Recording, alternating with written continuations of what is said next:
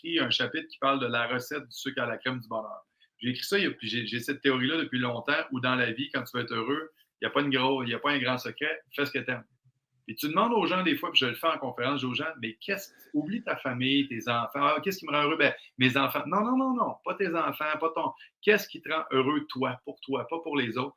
Puis les gens, 90% du temps, ils ont de la misère à te répondre. Qu'est-ce que tu fais pour toi à tous les jours de ta vie, plusieurs fois par jour, ou plusieurs choses que tu fais juste pour toi, pour ton bonheur, santé mentale, spirituelle, psychologique, physique, et les gens ont de la misère à répondre. Puis à un moment donné, je fais un exercice où je demande aux gens d'en trouver 5.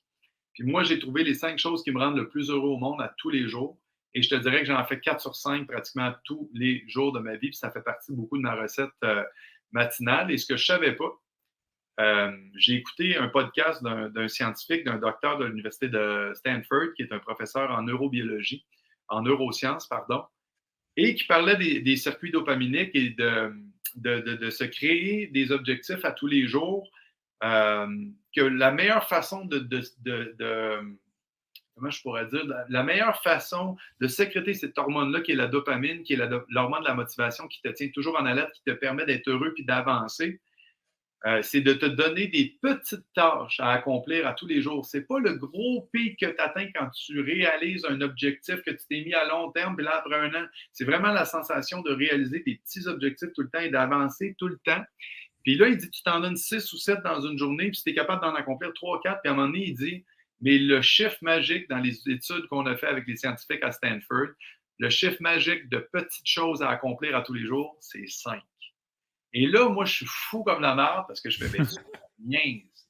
Parce que moi, dans ma propre vie, ça fait des années que je me dis ma recette du sucre à du bonheur, c'est 5 choses que je veux accomplir à tous les jours de ma vie, des petites choses, puis je le fais à tous les jours de ma vie. Fait que là, j'étais comme backé par une étude scientifique de Harvard qui disait à peu près la même affaire que moi. Fait que là, j'étais comme, ben tabarouette. Instinctivement, je ne m'étais pas trompé avec ma petite recette de sucre à la crème du bonheur. Ils t'ont peut-être copié, dans le fond. C'est peut-être ça Ben, c'est l'affaire peut-être ça. aussi. Il faudrait peut-être que je vérifie, là, tu sais. Mais moi, je crois beaucoup à ça parce que, dans le sens, eux, c'est des chercheurs, puis là, tout est fou là, quand tu es en recherche, mais je pense sincèrement que si.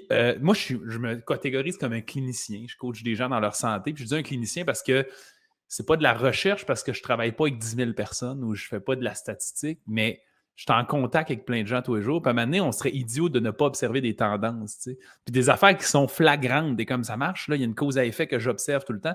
Je pense que quand on est à l'écoute de soi-même, on finit par toutes les trouver naturellement un peu. Tu sais, que si je te mets en mets 10 des tâches, ça te brûle.